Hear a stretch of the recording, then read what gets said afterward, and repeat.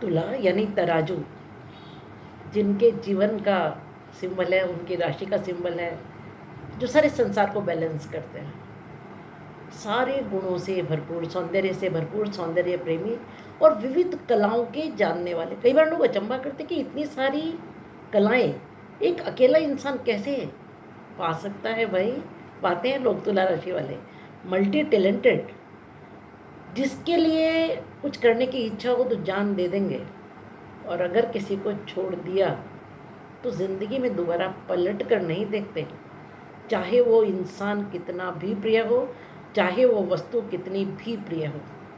अगर छोड़ा तो छोड़ा। ऐसे दृढ़ शक्ति वाले सौंदर्य के स्वामी तुला राशि के जातकों को मेरा प्रणाम है। स्वागत है आपका दीपा ज्योतिष में, और स्वागत है मेरे चैनल 21st सेंचुरी मॉम में।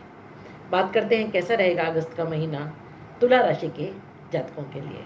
अगर आप मेरे चैनल पर नए हैं तो इसको सब्सक्राइब कर दीजिए, और अगर वीडियो पसंद आएगा तो लाइक और शेयर भी कर दीजिएगा।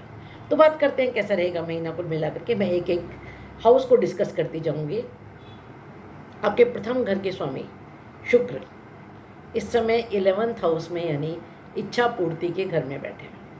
हमारा प्रथम हाउस मतलब हम खुद, हमारा ब्रेन, हमारी बॉडी, हमारा फेस, हमारी सोच, हमारे कर्म, हमारी पर्सनालिटी, हमारा ऑरा, हम कौन हैं, कैसे हैं, क्या हैं, ओवरऑल जो हमारी पर्सनालिटी है, हम ओवरऑल जो भी हैं, अच्छे हैं, बुरे हैं, सुंदर हैं, बदसूरत हैं, हम गुणों से भरपूर हैं, गुणहीन हैं, जो भी हैं, हम टोटल, हम फर्स्ट हाउस हैं। प्रथम घर हमें सिंबलाइज करता है। तो जब प्रथम घर का स्वामी इच्छा पूर्ति के घर में और लाभ के घर में बैठा हो, इसका मतलब ये है कि आप खुद ही अपनी इच्छा पूर्ति के कारण बनेंगे, खुद ही लाभ के कारण बनेंगे। आपके कोई ऐसे कर्म जो आपने अब तक किए हैं, वो सोशल फील्ड में हो सकते हैं, आपके फाइनेंशियल फील्ड में हो सकते हैं, आपके फैमिली के फील्ड में हो सकते हैं, कोई पुराने ऐसे बहुत सारे कर्म, बहुत सारा हार्ड वर्क, चाहे आपने वर्क प्लेस पर किया है, चाहे कहीं भी किया है, उसका फल इस समय आपको इच्छा पूर्ति के रूप में और लाभ के रूप में मिलेगा। लाभ को मैं बहुत ब्रॉड सेंस में देखती हूँ। जनरली लोग लाभ भाव को, यानी कि 11वें भाव को धन लाभ के हिसाब से देखते हैं। तो हाँ, धन लाभ भी होगा, लेकिन लाभ का मतलब है बहुत सारी चीज़ें हैं। Maybe you want some post, maybe you want some credits, maybe you want some fame, maybe you want some name, जो भी आपको चाहिए, ख्याति, बल, आपको हो सकता है कोई शक्ति चाहिए, आपको हो सकता है कोई तपस्या में कोई सिद्धि चाहिए, आपको जो भी चाहिए है, आपकी इच्छा पूर्ति का कारण आप खुद बनेंगे। डेफिनेटली उसमें भगवान का सहयोग होगा, लेकिन उसका कारण आप ही बनेंगे, क्योंकि फर्स्ट हाउस यानी आप खुद लाभ भाव में बैठे हैं, आप खुद इच्छा पूर्ति के घर में बैठे हैं। तो आप कुछ ऐसा करेंगे, पहले क्या होगा, जो अब करेंगे वो फलीभूत होगा और आपको प्राप्त होगा। बात करें दूसरे घर की, दूसरे घर में वृश्चिक राशि है, जिसके स्वामी मंगल है और अष्टम भाव में बैठे हैं। अष्टम भाव हमारी पहले दूसरे घर की बात करूँ तो दूसरा घर हमारा धन का और धन के संचय का भाव है, हमारी वाणी का भाव है, हमारे कुटुंब का भाव है, हमारे खान पान का भाव है। और जब दूसरे घर का स्वामी अष्टम घर में बैठा हो तो अष्टम घर पाताल लोक, अष्टम घर से हम आयु और मृत्यु का विचार करते हैं। अष्टम घर आपका ससुराल। तो ये एक ऐसा समय, जब मैं अष्टम घर पर आऊँगी तो और अच्छे से डिस्कस करूँगी। फिलहाल मैं मोटे तौर पर आपको बता रही हूँ कि अष्टम भाव में 6, 8 और 12, इन 3 भावों में किसी भी क्रूर ग्रह का होना अच्छा मानते हैं। अष्टम घर आपके पाताल का घर है। अष्टम घर को रंध्र कहते हैं, यानी कि सब नीचे जाने वाला। अब वो ठंडी जगह है, पाताल है, वहाँ डार्क है, अंधेरा है। ऐसे में किसी सूर्य या मंगल, किसी अग्नि ग्रह का वहाँ होना उस घर को ऊष्मा, गर्मी प्रदान करता है, उस घर को एक्टिवेट करता है, उस घर को एनर्जी प्रदान करता है। तो आपको इस समय आपके ससुराल से कोई फ़ायदा होगा। अगर आप ऑकल्ट में हैं तो फ़ायदा होगा, अगर आप रिसर्च में हैं तो फ़ायदा होगा, पेट्रोलियम में है तो फ़ायदा होगा, इंटरनेट में है तो फ़ायदा होगा। किसी अदृश्य ज्ञान, अदृश्य शक्ति, अदृश्य धन, अदृश्य बुद्धि, अदृश्य या अनजान लोग जिन्हें आप जानते नहीं हैं, उनसे आपको फ़ायदा होगा। और ये ट्रांसफॉर्मेशन का घर है, और मंगल शक्ति का कारक है, मंगल उत्साह, मंगल सेनापति, मंगल एनर्जी, मंगल ब्लड, है ना।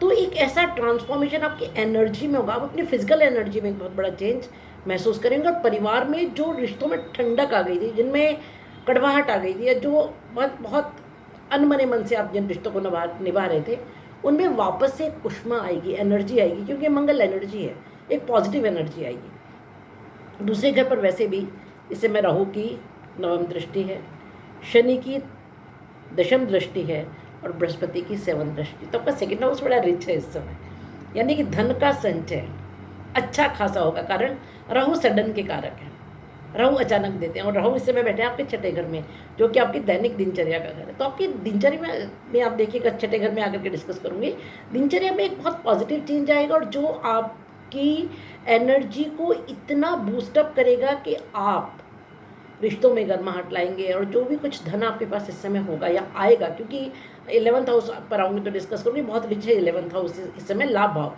हम धन के आने को देखते हैं 11वें घर से, और धन के संचय को देखते हैं दूसरे घर से। तो जो दूसरा घर है उसमें देखिए जी, शनि बैठे हैं, और शनि ओल्ड चीज़ों के कारक है, शनि लंबी चीज़ों के कारक हैं, दीर्घायु के कारक हैं। जो शनि जो देते हैं उसको पीढ़ी दर पीढ़ी के लिए, मतलब राहु की तरह नहीं कि झट से दिया और झट से लिया, नहीं नहीं, शनि या तो देंगे नहीं, और देंगे तो फिर हमेशा के लिए देते हैं। तो कुछ इस समय ऐसे इन्वेस्टमेंट्स होंगे, वो ज़मीन में हो, वो मकान में हो, वो व्हीकल्स में हो, वो बिज़नेस में हो, वो शेयर मार्केट में हो, वो एफडीज़ की तरह हो, वो इंश्योरेंस में हो। वैसे भी 8वां घर आपका इंश्योरेंस का घर है। तो कुछ ऐसे लॉन्ग इन्वेस्टमेंट्स होंगे जिनका आपको आगे चल करके बहुत बड़ा बेनिफिट मिलेगा, और आपके बच्चों को और मे भी उनके बच्चों को कुछ ऐसा आप इन्वेस्टमेंट्स करें जो कई पीढ़ी तक आपको हेल्प करेगा, फ़ायदा देगा। बात करें तीसरे घर की, तो तीसरे घर में धनु राशि, जिसके स्वामी बृहस्पति हैं। बृहस्पति 8वें घर में बैठे हैं। लोग कहते हैं कि ज्योतिष ऐसा कहता है, कुछ जो विधि है, कुछ जो हमारी वैदिक परंपराएं हैं, वो कहती हैं कि 8वें घर में शुभ जो सौम्य ग्रह हैं उनका होना अच्छा नहीं मानते। लेकिन एट द सेम टाइम कुछ ऋषियों का ऐसा मानना है कि बृहस्पति खास तौर से अष्टम घर में रक्षक बन करके आते हैं जी। किसी संकट से आपको उबारेंगे, किसी प्रॉब्लम में जिसमें आप फंसे हुए थे, निजात मिल ही नहीं रहा था, और यहाँ पर बृहस्पति अभी काफ़ी लंबे समय तक है। तो पहली बात तो ये कि आपको ससुराल से कोई फ़ायदा होना चाहिए। दूसरी बात यह है कि आपको बृहस्पति यानी ज्ञान, बृहस्पति यानी बुद्धि, बृहस्पति यानी धन, बृहस्पति यानी संतान, और गर्ल्स के केस में बृहस्पति यानी पति। तो इन सब चीज़ों से कुछ ऐसा मिलेगा जिसकी आप बहुत लंबे समय से प्रतीक्षा कर रहे थे और आपको मिल नहीं रहा था, आप इच्छा कर रहे थे, आप उम्मीद कर रहे थे और मिल नहीं रहा था, क्योंकि साथ में मंगल भी है। तो मैंने कहा ना कि बृहस्पति ज्ञान और मंगल एनर्जी, ये नहीं कि आपका पढ़ने का मन करेगा, आपका काम करने का मन करेगा।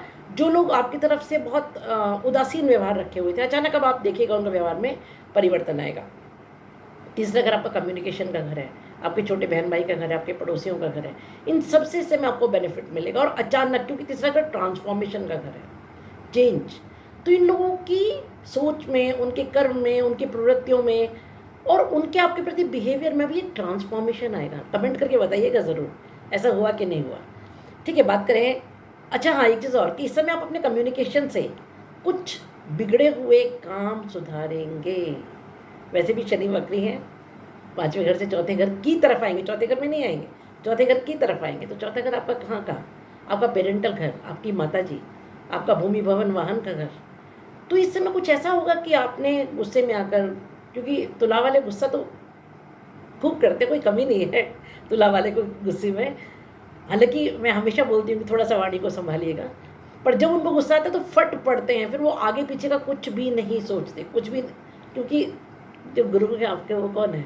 शुक्र, दैत्य गुरु है ना।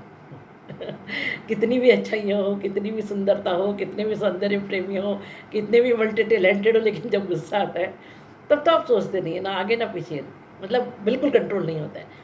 तो आपने गुस्से में आके जो चीज़ें बिगाड़ी हैं, ये उनको सुधारने का समय है। बृहस्पति जब 3rd हाउस में हो तो बुद्धि, बृहस्पति यानी ज्ञान, और 3rd हाउस यानी कम्युनिकेशन। भैया ज्ञान से कम्युनिकेट कीजिएगा अब आप, और कब करेंगे?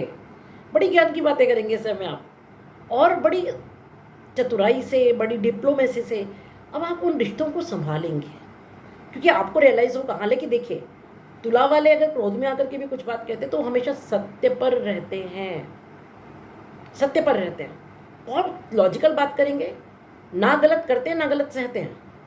लेकिन डिप्लोमेसी भी तो कोई चीज़ है ना जी, वो किस लिए बनी है? साम दाम दंड भेद। अगर एक ही नीति से सब कुछ चलता तो 4 क्यों बनती? तो इस समय आप साम दाम दंड भेद का प्रयोग करके उन बिगड़ी हुई चीज़ों को, बिगड़े हुए रिश्तों को, बिगड़े हुए कामों को इस समय सुधारेंगे। आप देखिएगा कि इसके बाद जहाँ जहाँ चाहे दोस्तों से आपके रिश्ते बिगड़े थे, पड़ोसियों से बिगड़े थे, परिवार से बिगड़े थे, छोटे बहन भाई से बिगड़े थे, उनमें एक सुधार आएगा इस समय। बात करें चौथे घर की, तो चौथे घर में इस समय मकर राशि जिसके स्वामी शनि है। तो देखिए जी, जब केंद्र का स्वामी त्रिकोण में हो तो केंद्र त्रिकोण राजयोग बनता है, और शनि इस समय आपके हैं पूर्व भाद्रपद नक्षत्र में, जो गुरु का नक्षत्र है। तो इस समय गुरु का जबरदस्त डोमिनेंस रहेगा। शनि जिसके नक्षत्र में होंगे उसके जैसा बिहेव करेंगे, है ना। देखिए जी, आप अगर अंबानी जी के यहाँ शादी में जाएंगे तो वैसे कपड़े पहन के जाएंगे जैसे वहाँ पर शोभा देते हैं, जैसे आपको वहाँ पहनने चाहिए। और आप मेरे घर शादी में आएंगे तो वैसे ही कपड़े पहन के आएंगे जैसे मेरे घर पहन के आना चाहिए। तो कोई भी ग्रह जिस नक्षत्र में होता है, जिस जिस जिस ग्रह के नक्षत्र में होता है, उसके जैसा व्यवहार करता है। तो अब शनि गुरु जैसा व्यवहार करेंगे क्योंकि गुरु के नक्षत्र में है। और पांचवा घर आपका विद्या और बुद्धि का घर, आपकी संतान का घर, आपकी नौकरी मिलने का कारण, नौकरी का घर, है ना, आपके ज्ञान का घर, आपके पूर्व जन्म के कर्मों का घर, पुण्य या पाप जो भी आप करके आए। और शनि जब गुरु के नक्षत्र में होंगे तो इन सारी चीज़ों से आपको फ़ायदा मिलेगा। संतान के रुके हुए काम जो बहुत समय से रुके हुए हैं, देखिएगा आप, जब शनि अभी वक्री हो रहे हैं, और जिससे क्योंकि इस 5th हाउस पर इस समय बुध, शुक्र और सूर्य तीनों की दृष्टि है जी, 11th हाउस में बैठ के तीनों देख रहे हैं। तो ये घर इस समय बहुत बहुत बहुत एक्टिवेट होगा, बहुत एक्टिवेट होगा। संतान के रुके हुए काम बनेंगे, आपके धन का आगमन होगा।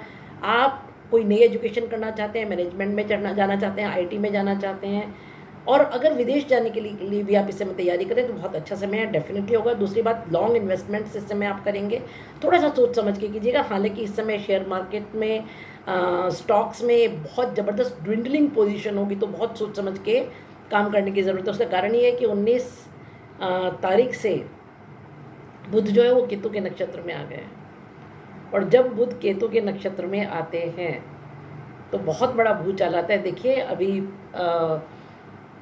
जो माइक्रोसॉफ्ट की घटना हुई है उसका एक बहुत बड़ा एग्जाम्पल है। तो अभी जब मैं बुध पर आऊँगी तब बताऊँगी, क्योंकि बुध रेट्रोगेट भी होंगे इस समय। तो क्योंकि मैं पाँचवें घर की बात कर रही थी, सूर्य, बुध और शुक्र तीनों ग्रह 11th हाउस यानी लाभ भाव और इच्छा पूर्ति के घर में बैठ के 5वें घर को देख रहे हैं। तो संतान के लिए कुछ बहुत अच्छा होगा, आपके एजुकेशन के लिए कुछ बहुत अच्छा होगा, ज्ञान के लिए बहुत कुछ अच्छा होगा, और आप इस समय कुछ अपने करियर से रिलेटेड बहुत बड़ा चैलेंजिंग चेंज एक आएगा। आप इस समय अपॉर्चुनिटी है, देखिए मौके बार बार आपके दरवाजे पर खटखटाते नहीं हैं जी। जब वो नॉक कर रहे हैं ना, टिक टिक टिक टिक, तो खोल दीजिए दरवाज़ा। ये एक ऐसा समय है जब आपके करियर में चेंज का समय है, आपके ज्ञान में चेंज का समय है, आपके बिहेवियर में चेंज का समय है। कुछ ऐसी अपॉर्चुनिटीज़ आएंगी कि जो आपने अभी ग्रैब नहीं की तो बाद में वो दोबारा नहीं आएंगी। सो बी केयरफुल। हालांकि मैं ऐसा नहीं कह रही हूँ कि जो भी अपॉर्चुनिटी आती है तुरंत उसमें आप चले जाइए, सोच समझ करके निर्णय लीजिए और उसको ग्रैब कीजिए।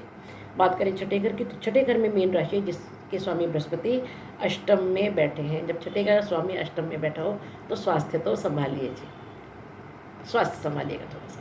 हालांकि छठे घर में राहु बहुत अच्छी स्थिति में है। छठे घर में कोई भी क्रूर ग्रह बहुत बहुत बहुत अच्छा माना जाता है। राहु यहाँ रह करके आपके शत्रुओं का तो दूर दूर तक नाश कर देंगे, छोड़ेंगे नहीं।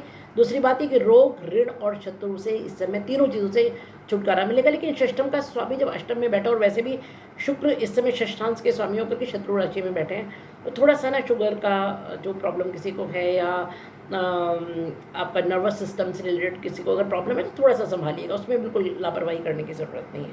हाँ, राहु यहाँ रह करके, वैसे भी राहु की जब पंचम दृष्टि आपके क्योंकि होगी 1 2 3 4 5 10वें घर पर, तो कर्म में मैं वैसे ही कह रही हूँ को चेंज आएगा। ऑलरेडी बोल रही हूँ, कई सारे ग्रह एक ही चीज़ को इंडिकेट कर रहे हैं, एक ही जगह पर पिन पॉइंट कर रहे हैं कि कर्म क्षेत्र में कोई बड़ा बदलाव। और इससे में कुछ आप ऐसे काम करेंगे जो आप पिछले लंबे समय से कर रहे हैं, और शायद आपको साल भर और करना पड़े या साल 1.5 साल और करना पड़े। उसके बाद वो हमेशा हमेशा के लिए कोई एक लंबा काम, वो चाहे कोई जॉब हो, चाहे कोई बिजनेस हो, चाहे कोई इन्वेस्टमेंट हो, कुछ ऐसा इस समय रूटीन में आएगा जिसके लिए आपको लॉन्ग टर्म काम करना पड़ेगा, मगर उसके जो रिजल्ट्स होंगे वो मार्वलस होंगे। तो लगे रहिए, छोड़ना नहीं है। हर्डल्स आएंगी, हर्डल्स आएंगी, उनसे घबराना नहीं है। बात करें आपके 7वें घर की, तो 7वें घर में इस समय मेष राशि जिसके स्वामी मंगल अष्टम में बैठे हैं। देखिए जी, जब सप्तम का स्वामी अष्टम में हो तो थोड़ी सी नरम गरम स्थिति है ना। कारण ये है कि थोड़ा सा अपने जीवन साथी के स्वास्थ्य को संभालिएगा, और अपने स्वास्थ्य को भी, जैसे कि मैंने कहा कि देखिए, इसको प्रकाशित करेगा, एनर्जी देगा अष्टम घर को। ये सातवां घर आपके पार्टनर का घर है, आपके बिजनेस का घर है, आपके लाइफ पार्टनर का घर है। और क्योंकि शनि की तीसरी दृष्टि यहाँ पर है ना, और शनि इस समय वक्री हो रहे हैं, तो ईगो से बचिएगा, है ना। हस्बैंड वाइफ के बीच ईगो अच्छी नहीं, दोस्तों के बीच ईगो अच्छी नहीं, बिजनेस पार्टनर्स के बीच ईगो अच्छी नहीं। और बिजनेस इस समय क्योंकि अच्छा चलेगा, क्योंकि फर्स्ट हाउस का स्वामी बैठा हुआ है आपके 11th हाउस में, तो बिजनेस अच्छा चलेगा। तो इस समय छोटे गुस्सा जो है ना आपका, थूक दीजिए उसको, ईगो इस समय छोड़ दीजिए, क्योंकि इस समय आपने गुस्से और ईगो किया तो बात बिगाड़ लेंगे, वो मत कीजिएगा। अष्टम घर की बात करें तो अष्टम घर में, जैसे कि मैंने कहा, बृहस्पति और मंगल दोनों मिलकर के हैं। यहाँ के स्वामी शुक्र अष्टम के स्वामी होकर के 11वें भाव में, तो आपका फर्स्ट हाउस का और अष्टम घर का स्वामी शुक्र जब 11th हाउस में, तो अष्टम घर अदृश्य का ज्ञान, अदृश्य वस्तु, अदृश्य लोग, रिसर्च, ऑकल्ट, इस समय इन सबसे रिलेटेड कुछ बहुत बड़ा चेंज आपकी लाइफ में आएगा, क्योंकि बृहस्पति और मंगल दोनों हैं। बृहस्पति यानी कि देवताओं के गुरु, सीधे साधे, ज्ञान से भरपूर, सीधे रास्ते पर चलने वाले, और साथ में मंगल एनर्जी। तो देखिए, एनर्जी एक ऐसी चीज़ है, आप उसे जिधर चैनलाइज करेंगे वो उधर ही जाएगी।